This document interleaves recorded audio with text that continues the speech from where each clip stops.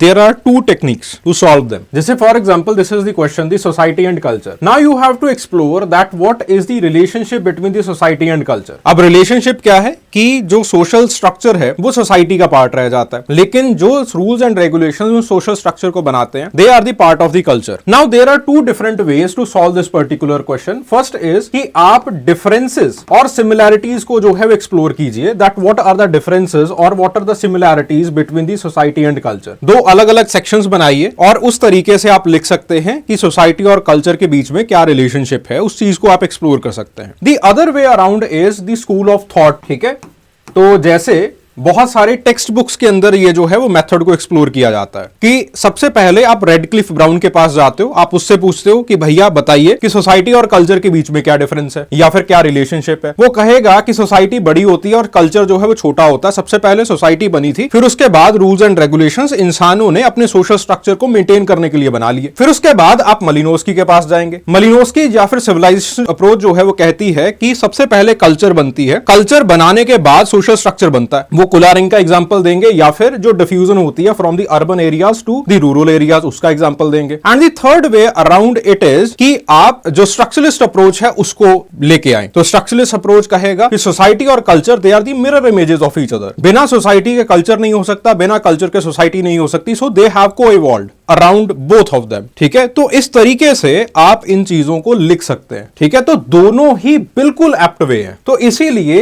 एक particular answer को लिखने का कोई एक वे नहीं होता है, ये बिल्कुल एक ऐसे की तरह होता है that there are many ways to write और जिगल अराउंड इट, और आप उस हिसाब से चीजों को जिगल करते हो.